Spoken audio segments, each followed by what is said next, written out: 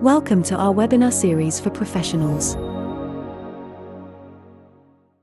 So, welcome everyone to this webinar on Thursday, the 6th of October, 2023. Today is we have infections as our topic in Lyme's disease and co-infections. And we have Dr. Armin Schwarzbach in the studio. Yeah. And I'm Anne-Catherine, co-founder of Nordic Laboratories and dnalife.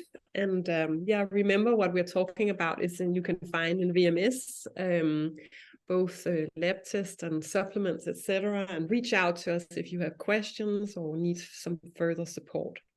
So before I pass on the stage to Armin, I will just remind you that we have a next webinar coming up on the 12th of October with Helen in regards to our new histamine panel that we are launching. And on the 16th of November, we will have a special focus on mold, because the mold panel that we are offering now has got a new design. So we thought, let's make some noise around that. And then on the 30th of November, we have a webinar around Grow Baby, the genetic test Grow Baby. So I'm quite excited with that plan and program. And not least at all, we have on the 27th to the 29th of October in Dubai, we have a 3-day in-person event. And it's on GI map, oat and mold, and genetics. Helen will cover some of the new DNA core that we discussed last week. So that will be the topics there. And it's always nice to meet up in real person. And the weather is nice in Dubai, they say. So anyway, we have Armin here. And Armin has a special place in my heart. We have a story that goes back many years, where Armin opened up his house to myself and Chris and our children.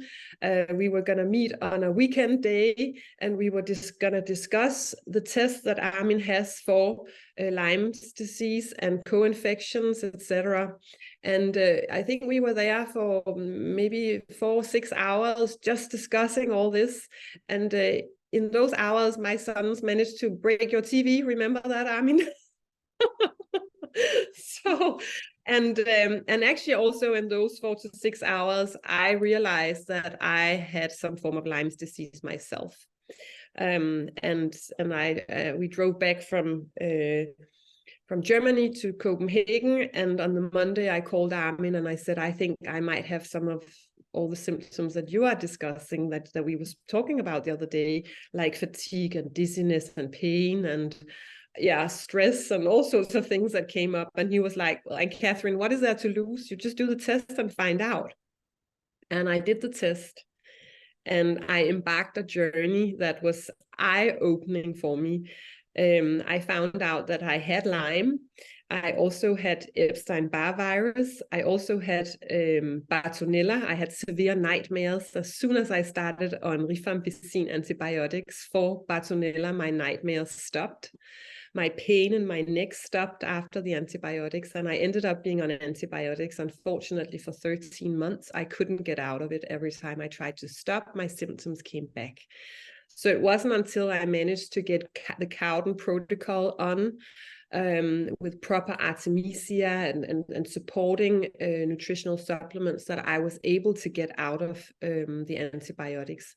So for 6 months of the 13 months that I was on antibiotics, I was also on strong herbal supplies. I had bottles with me everywhere I went, and I was drinking tinctures all the time.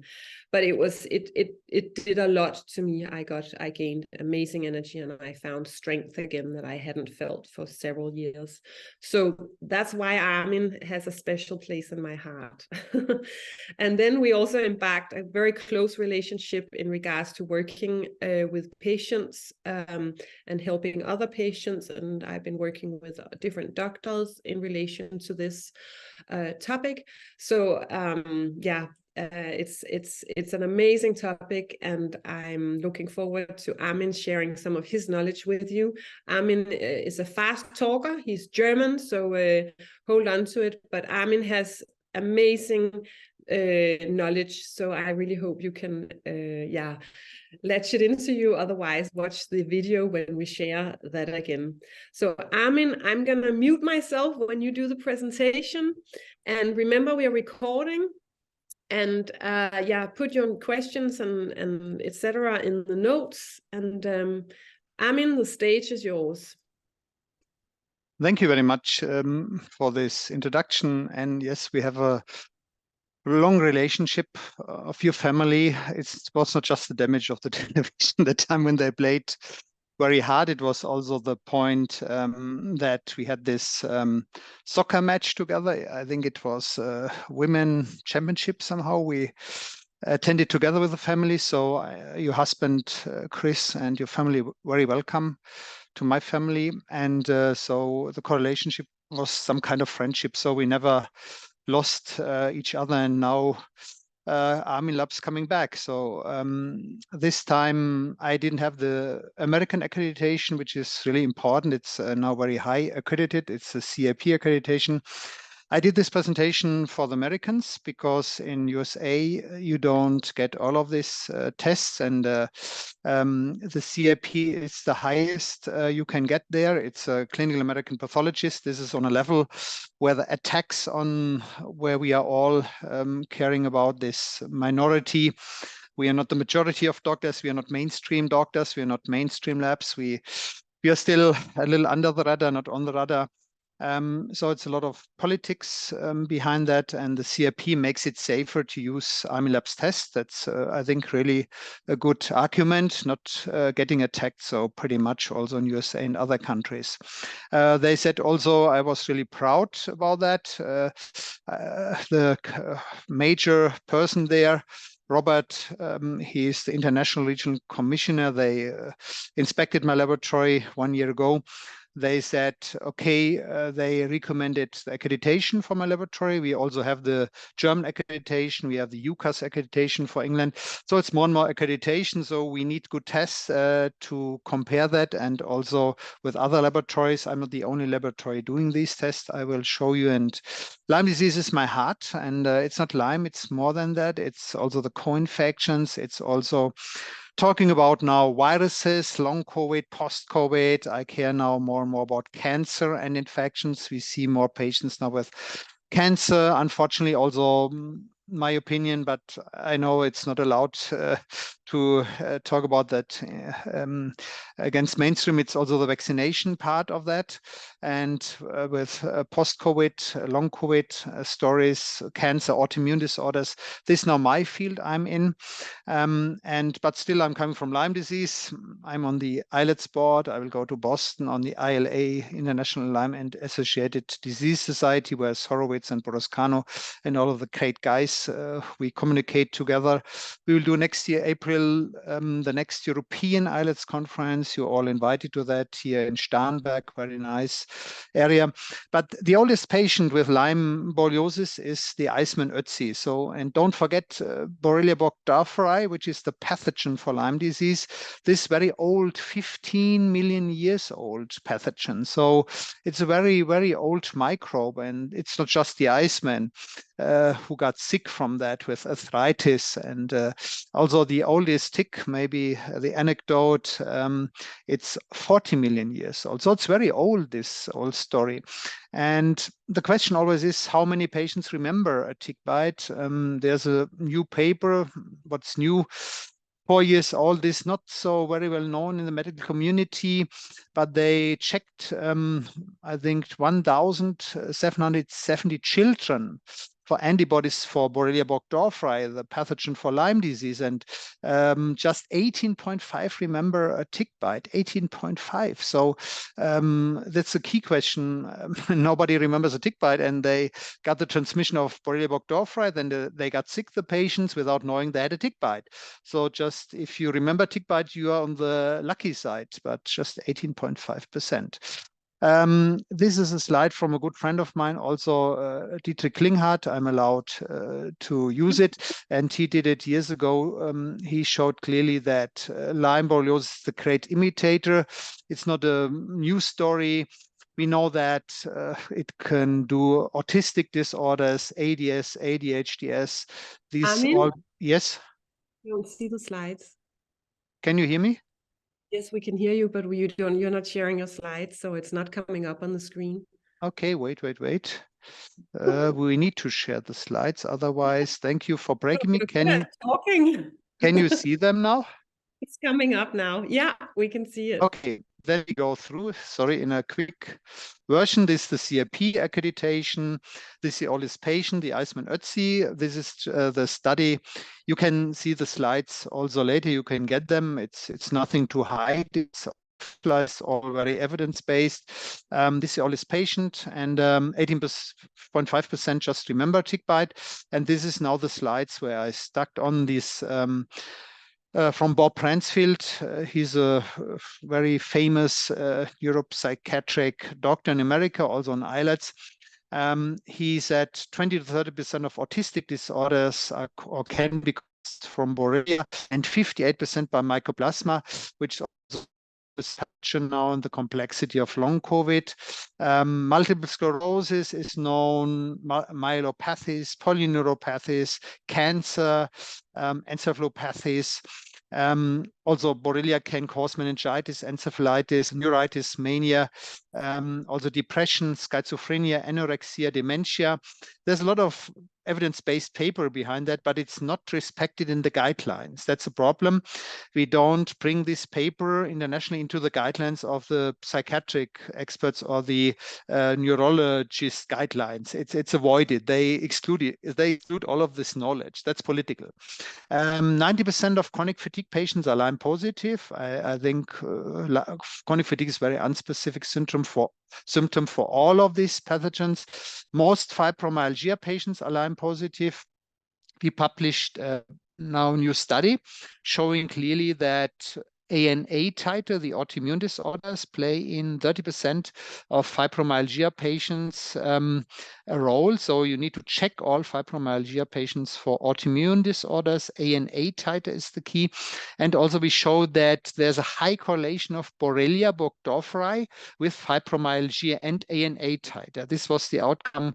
This was a double-blind control study from Professor Basanpuri. If you want to get this study, we have that. So there's a correlation of Borrelia burgdorferi, autoimmune disorders, and fibromyalgia patients. That's clearly evident, in my opinion, by that.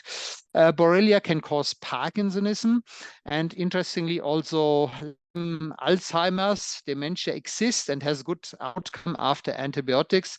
So, and you mentioned a little of that, maybe short-term memory you can get by this. It is advisable to do Lyme antibodies in demented patients, a study from 2014. Nobody knows that, so if you Google, you will find that. It's not respected in the guidelines, so you know more than the neurologists now. Chronic Lyme, this also a question to struggle about that for sure. Because a lot of these symptoms are not typical Lyme symptoms, but in the complexity of the symptoms, you get a high probability to suffer from Lyme disease, which is the clinical diagnosis, not laboratory test diagnosis. If you have this combination, this makes the anamnesis so important. So you need, I think, 1 hour to talk with the patient, all of complexity, and it's not so easy. What we see in nearly all patients, it's this chronic fatigue at work, household, sport. You ask that patient for sure. Fatigue, drowsiness, listlessness, tingling. This is more 80. Not every patient has every symptom. This depends on the subspecies of Borrelia and other co-infections or other opportunistic infections. Some say they have ants running, numbness, needle burning skin sensations. Borrelia burgdorferi is the only pathogen which is doing us a difference of the site. So you can, if you are good in this, you can correlate maybe a former tick bite with the symptoms where it started. So if you have the tick bite as an example on the left arm, it doesn't start with problems on the right arm. It started with a headache, on the left side, with a shoulder pain, because Borrelia burgdorferi is first moving and infecting, inflammation doing on the site where the penetration of this pathogen is, okay? And then it can move everywhere around your body. So the anamnesis is so important for you to ask, where did it start? On the left side, right side? And then you can say left leg, right leg. And then you find out neck pain, neck stiffness, shoulder pain, headache, dizziness, changing migraine joint pain, later on onwards, changing migraine muscle pain, rheumatism, general weakness. So the cup of tea is falling out from the hands. That's a very typical question for the patients. Some have feverish infection is not correct. They have fever in the stage 1 of Lyme disease. So around 20%, they don't have a bullseye rash. They don't have any Bell's palsy. They have a fever, a summer flu after tick bite. This is a safe sign for this infection. It's doing a summer flu after tick bite, but the doctor's not asking that question. Don't be worried about that. Maybe you have learned a little now more about that. So 20% have that, just a summer flu after tick bite. And this is infection you need to treat, you need to diagnose, you need to treat. So not every summer flu means Lyme disease for sure. Mental strain, depression, 62%, back pain, sciatic pain syndrome. Also this stenosis of the spinal cord is very common in this. Sleeplessness, now we're coming also to Babesia infections, which is a parasite. Sleeplessness with sweating, night sweat like hell in the beginning of this infection. The urge to urinate, and it's mostly between 2 and 4 o'clock at night. Please don't ask your patient, I propose 2 and 4 o'clock, but they will tell you the story between 2 and this also the melatonin peak that time. So we think there's a direct correlation with melatonin deficiency that night, the inflammation of the brain. They cannot sleep, they sweat like hell, you know, and then it's getting better. But this is a very important question of the history for your patients. Some have sore throat, tendency for general infections. Now we're coming to opportunistic infections. The 3I model we are now proposing: infection, inflammation, immune dysfunction. This is where the world is going, and not just my model. Herpes infections coming, EBV infections. It's a very old slide. We have learned more in long COVID now about that. Burning eyes, overproduction of tears, blood vision. It can do every symptom in the eyes, you know, 32 symptoms. So you also need to check the eyes, very important. The CDC, this is where we all believe in this ELISA, and this is a struggle in the world.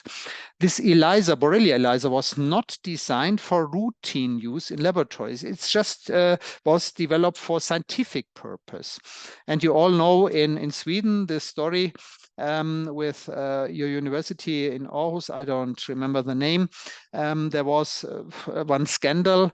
They said we don't need a Western blot. In Denmark, when I came there, I think 15 years ago with Ray Stricker from America, we don't need immunoplots Western blot in Denmark. Why? Because you have a perfect ELISA. It's 100% maybe sensitive and specific.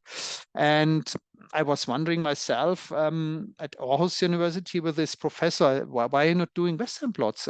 No, we don't need this. And then it came out that this doctor who did these guidelines for you, and the paper behind this ELISA for Danish ELISA, it was the company Darko, it was named. Then it vanished from the market.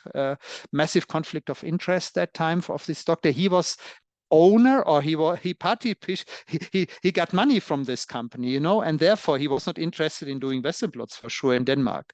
This time is now over. You came over it. It was a little discussed, but no consequences, but which is not good, because I think also these guys need to get punished because they produce a lot of sick patients in Canada by excluding the Western blots.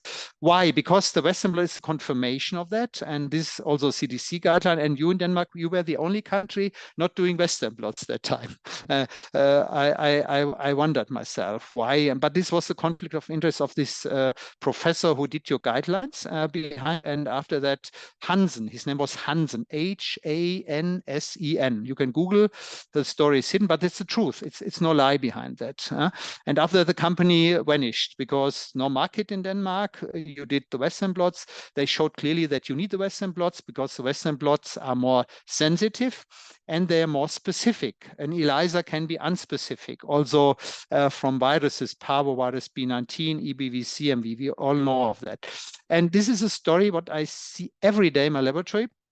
You see here the ELISA is negative, but the Western blot is full of highly specific bands. So if you just do in Denmark the ELISA, you exclude this patient from the chance to get diagnosed with Lyme disease, because the doctors, they say no antibodies, no Lyme disease. This is not correct, because Lyme disease still is a clinical diagnosis, and no antibody can exclude any infection with Lyme disease, because clinical, your clinical questions are important in this. But this is, we see it every day in the laboratory, negative ELISA and positive Western blot. So we don't need an ELISA. That was the completely wrong strategy.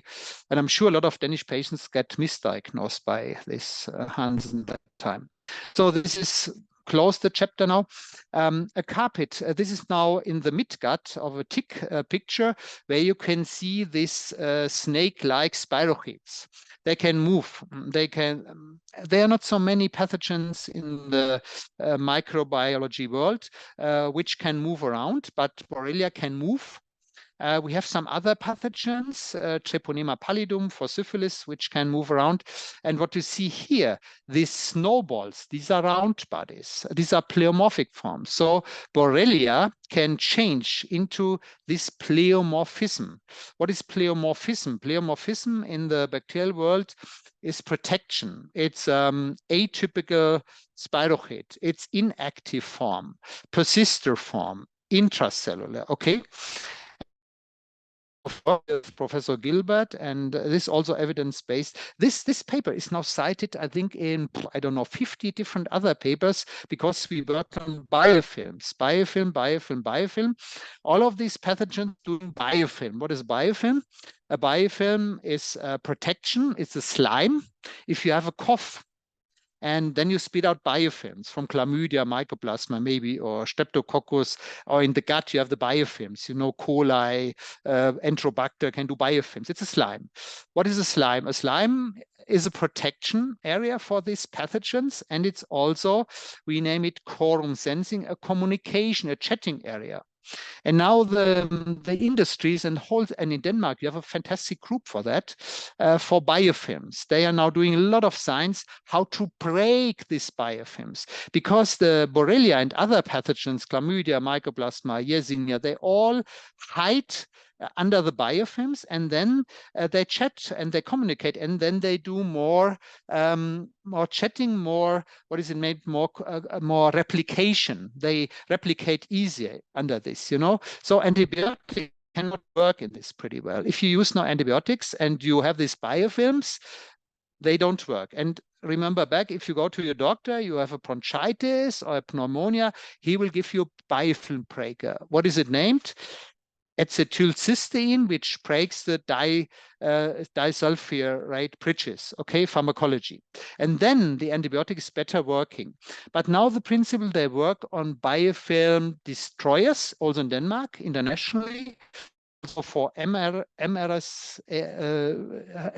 for the multi-resistant Staphylococcus and Enterococcus, also for intensive care patients, to break the biofilms, and by that mechanism to destroy by biofilm breakers, or how they name it. It's a huge market in the world for sure for pharmacies, to break this and then to destroy the pathogen, okay, because they cannot chat, they cannot hide, and so on. But what we found in this paper 2015, it was a European scientific study, we found that the pleomorphic Borrelia burgdorferi should be taken into consideration. The pleomorphic means these round bodies where you see on the left side. These are the round bodies. This is not typical Borrelia spirochete. This is a round body with a double membrane. We were the first working group with Professor Gilbert and Professor Meriläinen from Helsinki University. Now they found the double membrane in this. And Lyda Mettman, very famous name in America and Nobel Prize nominated professor, she also described that with the biofilms and these round bodies or L forms or cysts. And we said, okay, we need to develop a test, and Professor Gilbert developed this test, and this is named the TICPLEX basic test. Because the TICPLEX basic, we found in this European group, we found 60% around, we detected with the Western blot antibodies, but 40% remained that time seronegative, no antibodies. And then we said, why should we not develop? It was in front of a Finnish sauna and a beer that time with Leona. I said, okay, why should you not develop a test against the round bodies, round body IgG, IgM? And that was the breakthrough that time. I'm not the only laboratory doing the test. I think there are 6, 7 other laboratories in the world. The biofilm and we don't have a test for biofilm, sorry. Maybe a test will come, but we need to do the TICPLEX basic, including the round body antibodies. And this is the breakthrough now in the world. This is a good professor. It's a study from, it will be published 2017. The data is from to show you clearly that the Western blot doesn't bring you forward. The Western blot is 15% sensitive, 15% in this Irish. It's Professor Jack Lambert from Mater University. He's very famous also for HIV infections and SARS-CoV-2 virologist. And he said clearly, you need to do the Western blot, the ELISpot, and not the West, and maybe additionally the Western blot, but the ELISpot, the cellular test is much better, more sensitive, 85%. That's a lot. Every test over 85% is wonderful in laboratory medicine, whatever you do. And the standard lab, the Western blot, forget it. Forget the ELISA, forget the C6 ELISA. You see the data is a catastrophe. So the cellular test, they were also one of the game changers we had the last years. And so we do a lot of, and I think, Anne, we also diagnosed you at that time with the Borrelia ELISpot, that you were active for that. I don't remember your data, but I'm sure you were active for Borrelia, not with the antibodies, but with the Western blots. And this is a typical example of an active cellular activity interferon gamma release assay, also Th1 system documentation for Borrelia burgdorferi. And this is a full active process. And the LFR1, which you can see here, is exactly that Borrelia is doing rheumatoid arthritis, autoimmune disorders. Borrelia burgdorferi is doing that. We have a lot of paper about that. Borrelia burgdorferi is the initiator and mimicking. It's a mimicry effect named the LFR1 lymphocyte function NTH1. We have that wonderful test in the ELISpot. So what? We have the test. We need to do that. The what is the name? These rheumatologists, they don't have it in the guidelines. They don't care anything about that. That's catastrophe. So ELISpot is much better than the antibody test, also for staging, for monitoring your patients, because it need to get negative 6 to 8 weeks after successful therapies. You can monitor. It's also for SARS-CoV-2. We use it in vaccination, long COVID, post-COVID. The iSpot, it's named, the SARS-CoV-2 iSpot with interferon gamma release. So if interferon gamma release is still there, the patients have pain, they have problems, they have neuropathies, they are sick, simply sick, because this is not normal. Normally, you should have a negative. This body is not just to promote this. I'm not the only laboratory doing that, but my heart is the cellular test. One of my hearts is the IgA test also. The current cellular T cell activity of bacteria and viruses is the ELISpot. It's 20 to 200-fold more sensitive, and it's approved by FDA for tuberculosis, not for Borrelia. Don't be worried, because Borrelia burgdorferi doesn't exist in the eyes of FDA, CDC. And they say clearly this is the quantiferon test. It's also similar test principle from a company. So a positive result suggests an infection is likely. Negative result suggests infection is unlikely. Please, these are tests. You're the clinicians, and you need to correlate the test results with the clinical findings and your differentials. It's not just to do a test, and now that's approved for Lyme disease. No, that's not the way we doctors are working. We need to differentiate clinically, and history and travel anamnesis and family anamnesis. This is the way we clinicians are doing. So everybody wants to know about specificity. There are also studies that we have around 82 to 100% specificity, which is pretty good. And it's named the game changer for Lyme disease. In a teaching book, we have teaching books about that. Sensitivity is around 84 in this teaching book. Jack Lambert's study pilot study was 85%. Specificity, 94%. This is good. You can reproduce that. We do a lot of these tests in the CD57. Together, the natural killer cell tests and immunology, it's very important. Yeah, in September, we have this Borrelia miyamotoi. I don't know, and if it's a problem in Denmark, also miyamotoi. It's now more and more found in the European ticks. It's more so feverish reaction. It's also arthritis, pulmonary symptoms, bacteria, abdominal pain, so hearing loss, polyneuropathies, neuropsychiatric disorders. Because we checked more and more the ticks, we have the tick PCR now, which is perfect to not throw away the ticks, keep the ticks, and then we can check the ticks if they are full of miyamotoi. It's not Borrelia burgdorferi, it's Borrelia miyamotoi. This came from Japan, and then it went to by history to America, and now we have it, I think, everywhere in Europe. So this ELISpot test and the development went on. We have it for a lot of these pathogens now. A lot of these tests are certified. They all are certified, IVD registered, but not all are accredited. Borrelia is impossible to accredit the ELISpot for Lyme disease. It's impossible because the authority or the clinical majority, though they don't accept chronic Lyme disease, but they say therefore the test we cannot accredit. But for all others, for Ehrlichia anaplasma, the ticks, that's a funny situation. A lot of references if you're interested in this. So as much as possible in this. And during this COVID-19 story, the next generation came. It's named the iSpot. And also there's an iSpot now. This is next generation development. It's a little different. It's a fluorescent reader. It's not an ELISA in the end. ELISpot means ELISA technique. This is an immune fluorescence technique, but it's the same principle with interferon gamma release, and interleukin 2 came up. So if interferon gamma is negative, interleukin 2 is negative, no Borrelia infection, no treatment. Interferon gamma positive, interleukin 2 negative, active answer to Borrelia burgdorferi, indication for treatment, follow-up. So this is now the way we are going also in SARS-CoV-2 in long COVID patients to check, do they express more interleukin? Interleukin 2 is one of the main cytokines of Th2 system. And if you have interleukin 2, you have a sign that it's a past infection and not active. That's in simply words to explain that. So we see different constellations, and also long COVID, I'm very interested. I did hundreds, thousands of these COVID iSpots. It's really a good test for post-COVID, post-vaccination, also cross-immunity. We had this question with other corona viruses for a while. So we have a lot of experience now in this field. This is how a iSpot looks like.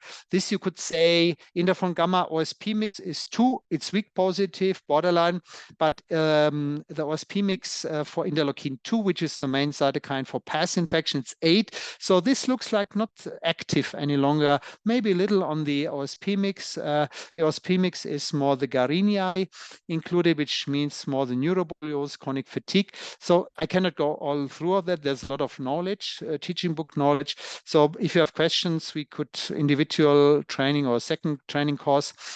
This is why I came to that. You know, it's now 18 years ago, my story. 20 years ago, I worked for, I can name it, SynLab Laboratories, which is a huge laboratory. I was the COO for SynLab. And I had a patient that time. We were the first laboratory testing ticks. 22 years ago, we started in Germany, test the ticks for Borrelia burgdorferi. We didn't know about the co-infection at that time. So my history is now 20 years doing nothing else.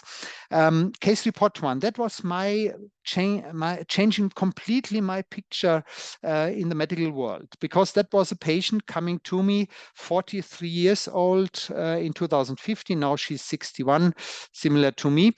She suffered from persistent paralysia of the left leg, 80% blindness of the left eye. You see left, left, you see Lyme, left, dominant. Okay, now you know that, not left, right. Okay, I think the tick bite was on the left side. Progressive myalgia, recurrent dizziness, and high risk of occupational disability. You would say chronic fatigue, ME, whatever. The diagnosis by neurologists in 2005, it was multiple sclerosis, 3 years. They gave her corticosteroids, and she got worse. Spinal fluid, everything negative. No Borrelia, nothing. No oligoclonal bands, nothing. No antibodies in the Western blots, and they excluded, consequently, neuroborreliosis, Borrelia burgdorferi. And I did this test for her. She was highly active for Borrelia activity in the ELISpot, CD57 cells low. And the doctor called me that time, and the doctor said, yes, could it be Lyme disease? I said, it's multiple sclerosis. She could not be cured.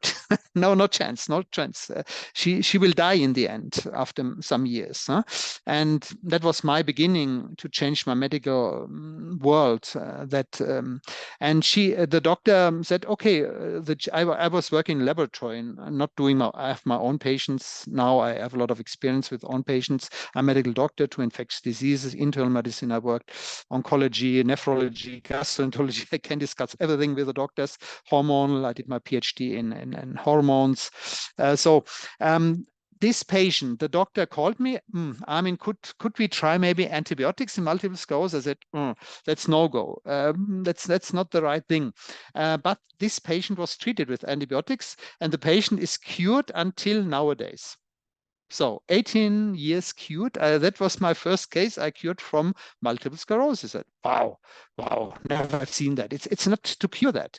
Okay, you could say it was multiple sclerosis-like symptoms, but why help the Rocephin, the ceftriaxone, completely cured, 3 weeks Rocephin, cured.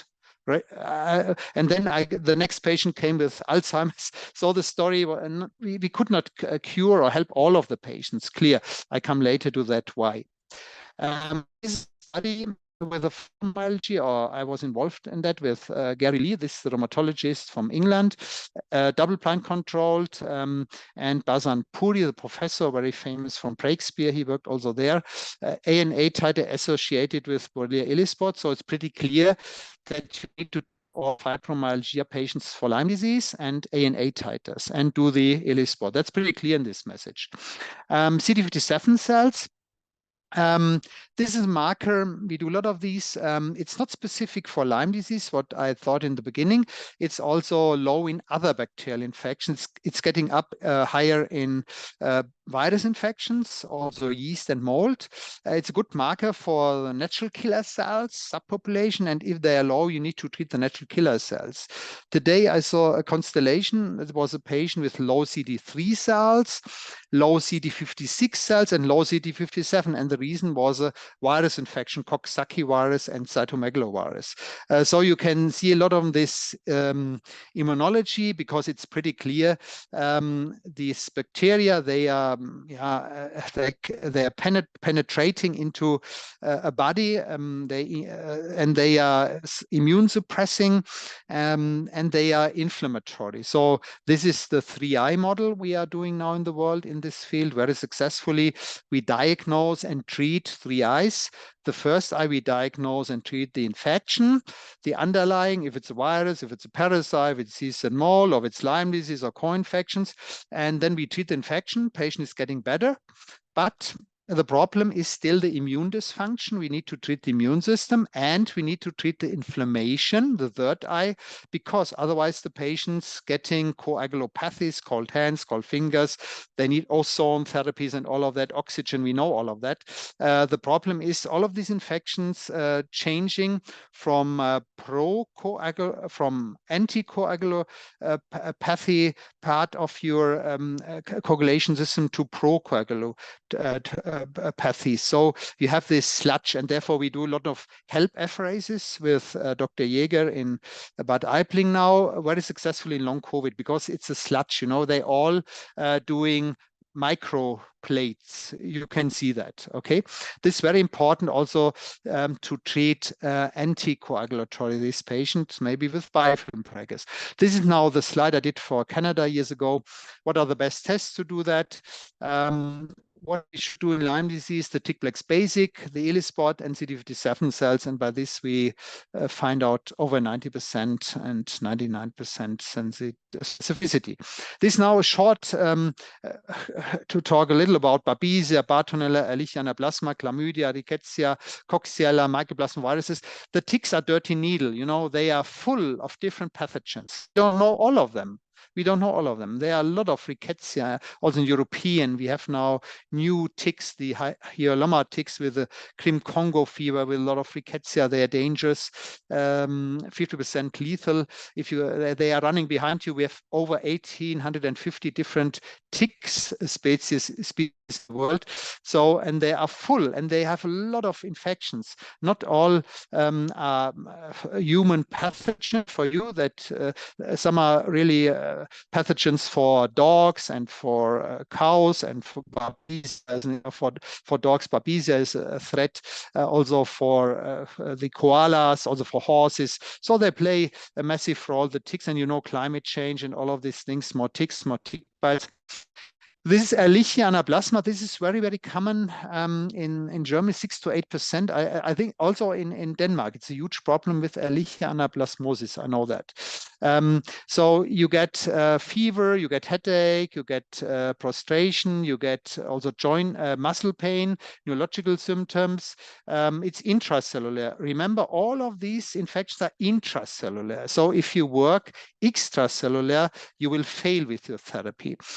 Diagnosis, I think it's good to do an ELISpot in this. Antibodies are not so successful. You have the Tickplex Plus for that, also a good option.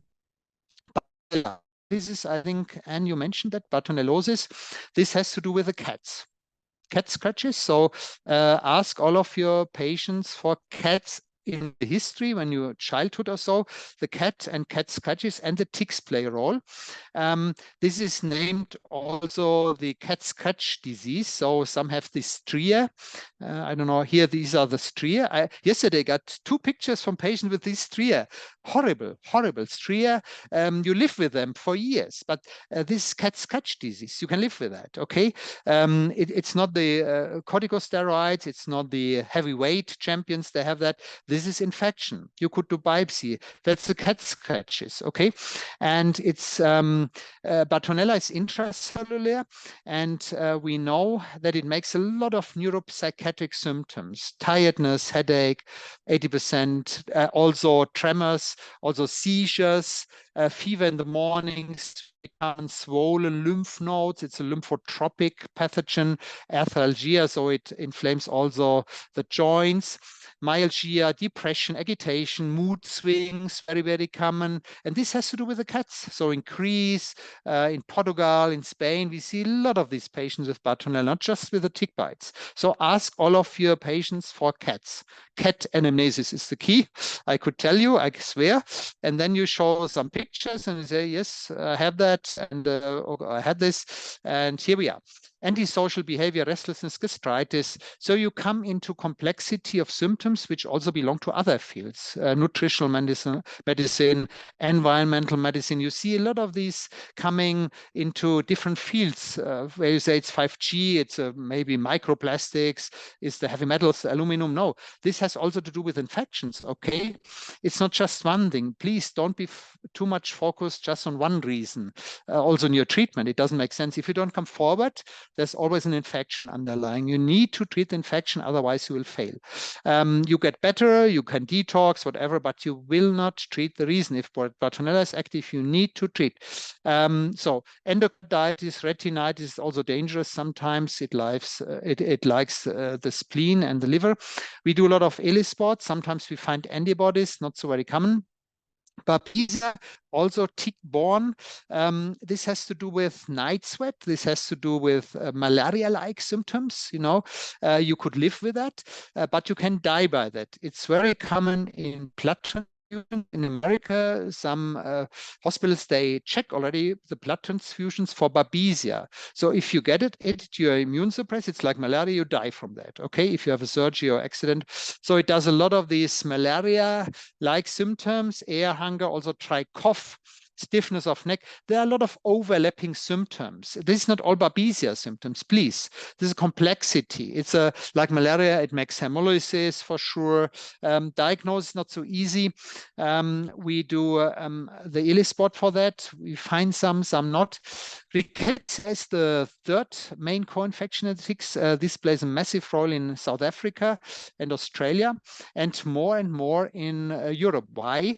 Because we have this tick ticks, the dermacentor ticks. These are the black dog ticks. Okay, you find more and more, and they play a role in transmission also on the dogs. Dogs can die from that infection also because it makes perimyocarditis, kidney insufficiency, pneumonia, hepatitis. I don't want to threaten you, but some have really massive problems with that.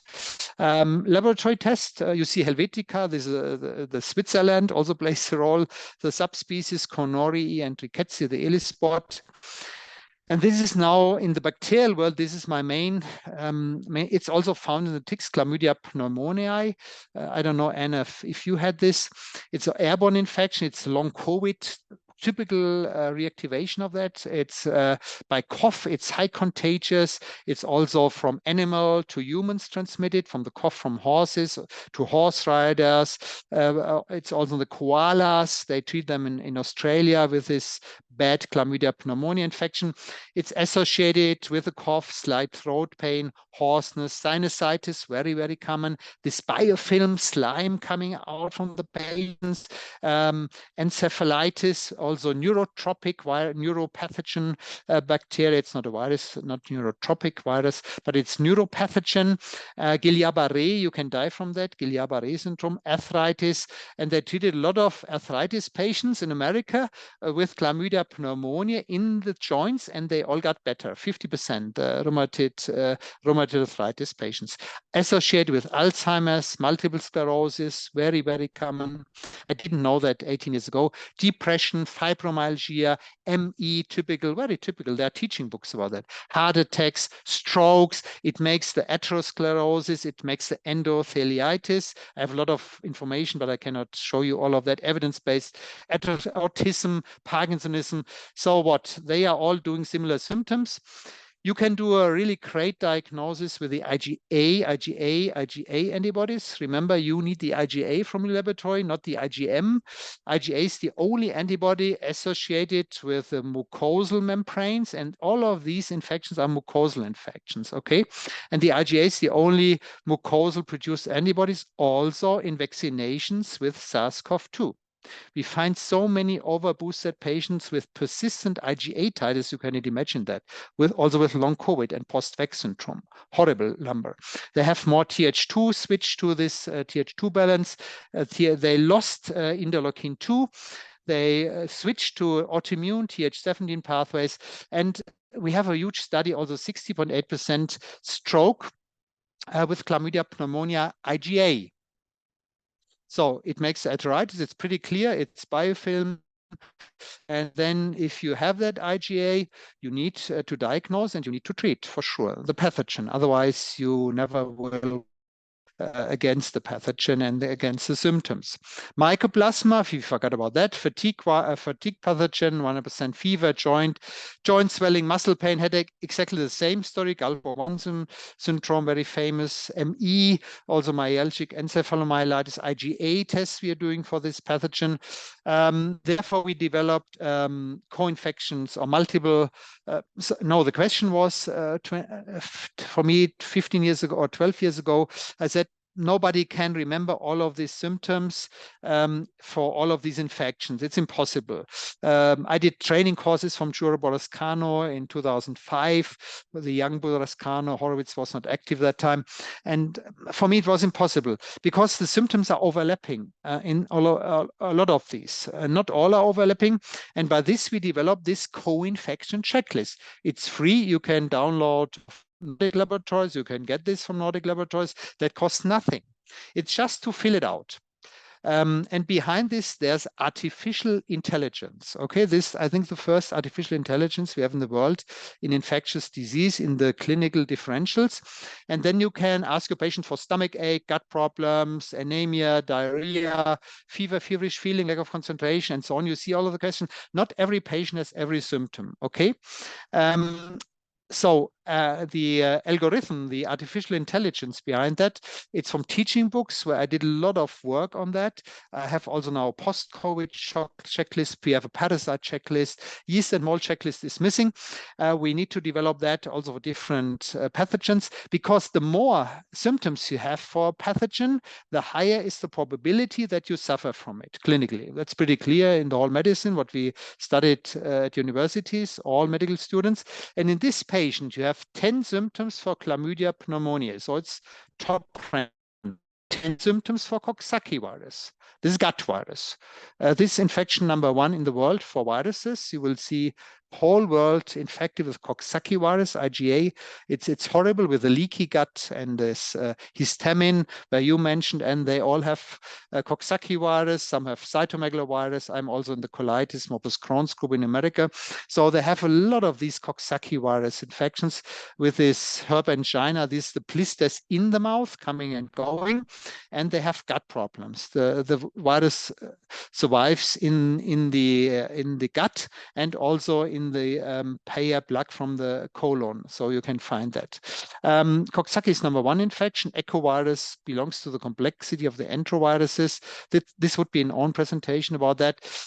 This patient has 10 symptoms. So we check that patient for Coxsackie virus, and so we spare the money for the patient. That makes sense. Artificial intelligence, clinical symptoms, differentials, not to waste the money for panel tests, for all of these tests. It doesn't make sense. The more symptoms you have for an illness, the higher is the probability that you suffer from this illness. That's pretty clear. Or it's also for cancer. So you could develop this artificial intelligence also for other clinical conditions, for environmental medicine, as an example. But it's a hard work to do that. So this would be the test. We could one example is an older example. It was a Spanish patient, a young guy with all of these symptoms of the checklist. We found Borrelia tick-plex, round body, IgG. We found the Illispot positive. We found an IgA for the Yersinia infection in the gut, also really in the joints and the cognitive dysfunction. We found the chlamydia pneumonia, IgA. Now the doctors say everybody's positive. No, it's not correct.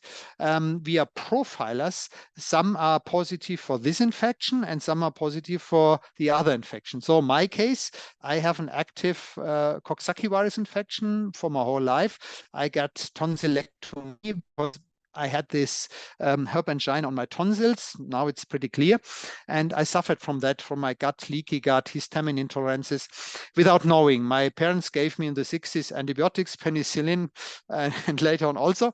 But I never had herpes simplex virus, completely negative my case. I never had cytomegalovirus. So my wife has cytomegalovirus. So it's different because you come into contact in the families or the school or on your leisure activities with different pathogens, and not all are active in your body. Some are silent carriers. They are asymptomatic without any symptoms. That's pretty clear. They carry it, and if you have an immune stress, you get a blow up of these infections, and then you suffer from it clinically. Okay, that's the principle. We have that now. That's immune dysfunction playing a role of that. So it's a massive problem with Epstein-Barr virus, early antigen, lytic antigen, replicating Coxsackie. So what to treat? You would say, okay, we don't need any tests. No, you need the test. You need to know what to treat in this, and you need to follow up. How is your development of this early antigen? Early antigen is not normal to have the early antigen EBV infection. It's a sign for reactivation. Okay, the lytic antigen also a sign for that. Okay, so this is active EBV infection. I would not treat this patient with antibiotics. I would treat this patient on the immune system, immune dysfunction, inflammation, and with some virus herbs I would use there. Okay, I'll show you later on. Co-infection 2.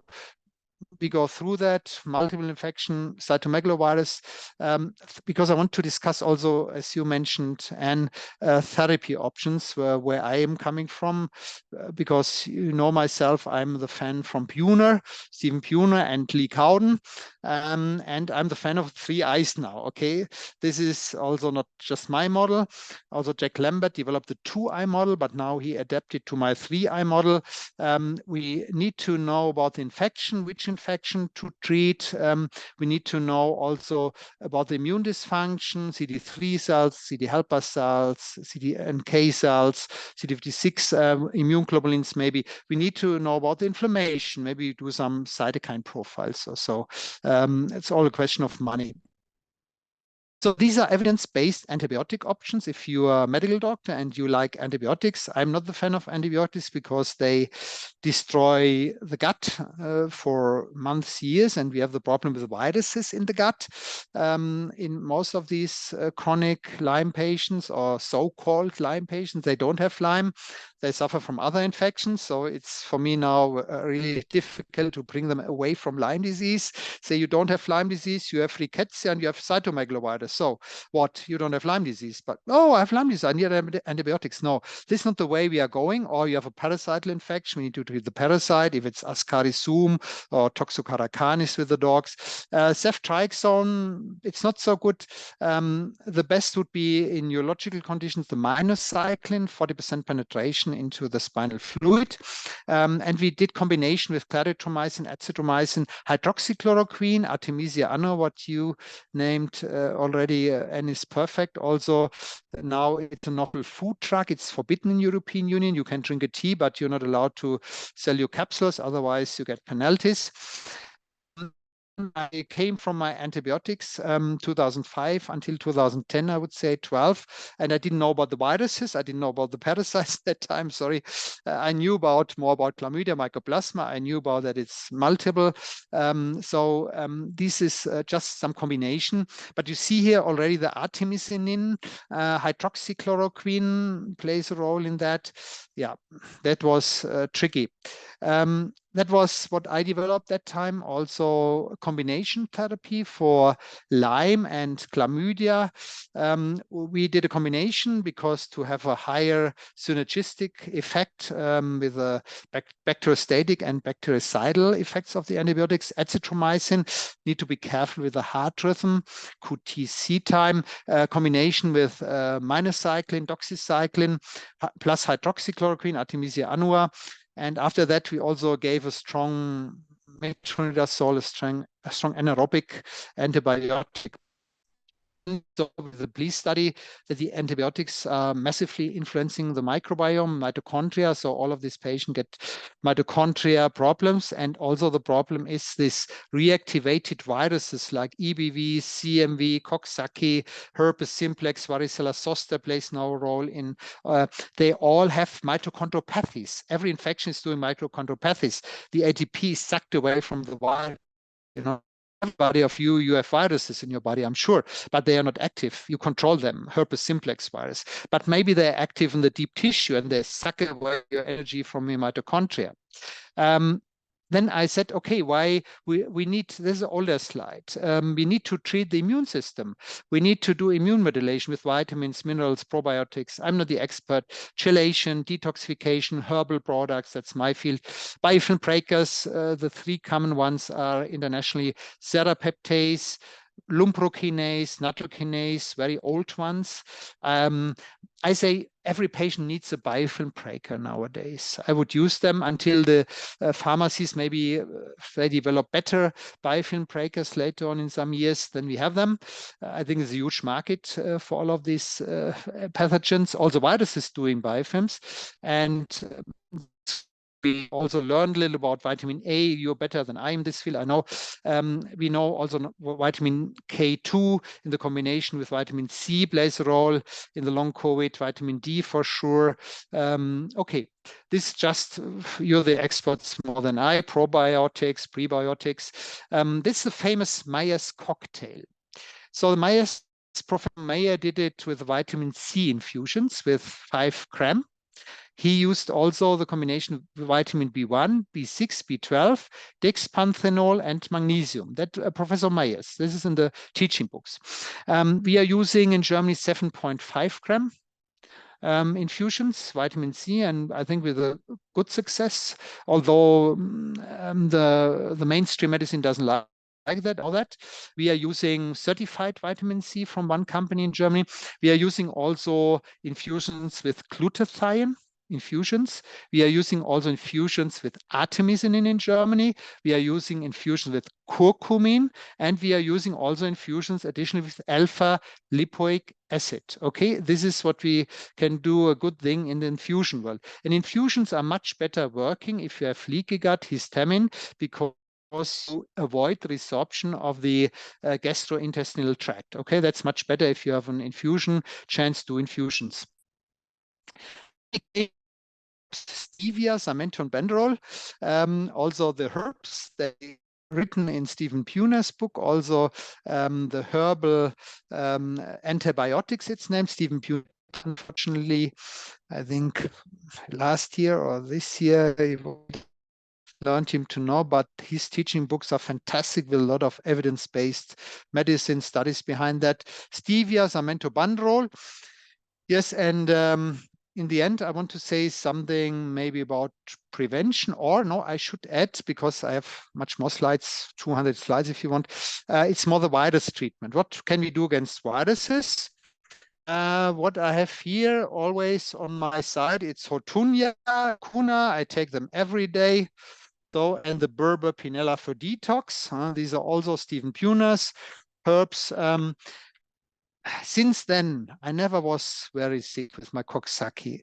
I had Omicron infection and I got a reactivation of Coxsackie. I felt it in my gut. I do also colon hydrotherapy, rectal ozone I'm doing also. I know a lot of, I do hyperthermia, local hyperthermia general. I know all of these therapies, okay?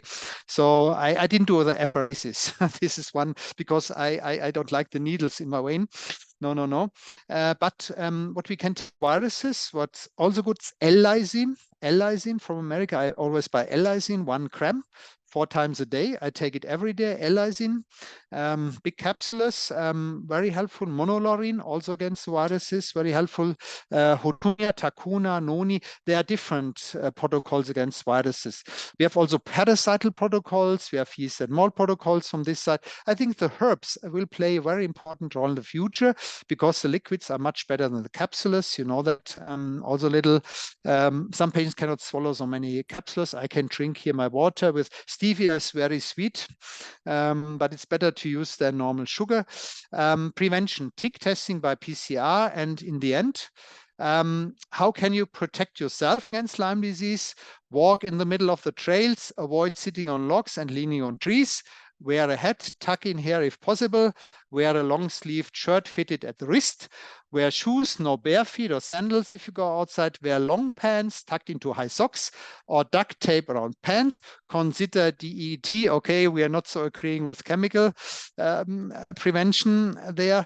Permethrin, the American Army is now using permethrin in all of the American soldiers' clothes, okay, because they have a huge problem with all of these bites, tick bites, spiders, and so very toxic animals, and they have prevention, but within it's resorbed also into the body. We are not happy with that. Wear white or light colored clothing to make it easier to see the ticks. Do tick checks immediately and 3 days after outdoor activity. If you find a tick, remove it carefully and save it. Please don't throw away the tick. You can test the tick. It costs nothing, 40 euro. You know if it's Borrelia in it or not. Test the tick. That's the key. Prevention. And in Germany, the insurances, they pay a tick accident. No joke. If you get very, very sick, I had a pioneer from Afghanistan. He was so sick from one tick bite in Afghanistan, and he said the enemy was not these these people there who wanted to kill him as a soldier, German soldier. Was the tick simply. He was so sick. He was 2 meters high, strong pioneer, and he came to me. I mean, my enemy was the tick, and not the. He was getting so sick from one tick bite. Not to panic you. Ask your veterinarian about protection for your friends. And I think here we are. This is Armin Labs, sorry. And thank you very much for your attention. I go now out of my presentation. Thank you. Questions or? Thank you, Armin. So a few questions came up. I'm just gonna ask you one question, because I have never seen as many ticks as I have this summer, and I've never been bitten by that many ticks as I have this summer. So are there more, or what's your Yeah. We have a mild temperature also here in Bavaria, no snow. If you want to go skiing, where could you go skiing? The glaciers are melting, going away. So the tick, also the sounds getting higher, the temperature plays a role, and people going more outside. The crisis was when the lockdown was good, no tick infection, but now they all go outside. It's horrible how many people are around in the world in the forest. So the exposure plays a very important role. And if you have a dog, also brings the tick into your household, or the cat, and also the tick bite under the Christmas tree. Also, if you have a Christmas tree, you bring it inside. The best is to put a white blanket under the Christmas tree, and then you see which spiders and which ticks are falling down when it's getting warmer for the Christmas tree. So then the question is, the tick is there and you find it. So what do you do? Do you suggest like Doxy or the herbs? No, or no, what? no, no, no, nothing. If the tick is there, you keep the tick. I would parallel test the tick if you have the tick. If you don't remember, just 18.5% remember back. If you have a bullseye rash, this redness, it's clear treatment immediately. Go to the GP. But we have some atypical bullseye rashes, which makes it complicated. You could also send me the pictures. I could also help you sometimes. The bullseye rash is not like America, so typical. If you have a tick bite, don't panic. Maybe you do your antibodies with a Western blot, because a lot of patients, they have already antibodies without knowing. 2,000 children, and they all had antibodies from that selected group. So, but they didn't remember tick bite. So please keep the tick, test it if possible, if it's evident. Check yourself for symptoms and don't panic. Not doxycycline immediately. This is a huge question. The question could be if the tick is positive for Borrelia or Rickettsia maybe, or Babesia. It depends then, or Miyamotoi, which antibiotics. So doxy is also not helpful in Babesia infections. Super. So then the question came up around, are there Lyme's disease in South Africa and in Asia somewhere? Because we have people online from all over the world right now. And Bartonella in South Africa, is there Bartonella in the cats in South Africa? We tested some ticks. I have contacts to, we did a conference in Cape Town, and I asked the therapist to send me ticks from South Africa. We know in the teaching books that it's described Lyme disease, but we didn't find in any tick Borrelia burgdorferi, also for Australia. So they name it Lyme-like illness there. We know that in Bartonella, I cannot tell you if it's for humans a huge problem, but we know rickettsioses is a massive problem in South Africa, also Australia. Rickettsia. So tick bite and tick bite infections is Rickettsioses in South Africa and Australia. Yeah. not necessarily Lyme's. For sure. Then so about the yes, so you have the tick plex plus that does most of the tests, but that's only antibodies. Yes, Tickplex Plus are the first ELISA in the world for this co-infections for Ehrlichia rickettsia. An ELISA is more sensitive than IFA. Okay, so we can catch more by this Tickplex Plus now than we could find out with this IFA test for the antibodies traditionally. Nevertheless, it depends. If you find IgM in the Tickplex, this is for sure a sign for Rickettsia infection. If you have, it depends on the constellation. If you have an IgG, this could mean a past infection. Okay, but we have the ELISpot to find out if it's now active or not, because cellular interferon gamma means it's an active infection for sure, like SARS-CoV-2. We have all of the papers about that. So do the ELISpot after the Tickplex Plus maybe. You do a screening test with that, and that's the best way. Yeah. Then you move from a question came up, what's the difference between the iSpot and the LTT lymphocyte transformation test? Yeah, the lymphocyte transformation test is per definition the ELISpot test, the interferon gamma release, cytokine release assay.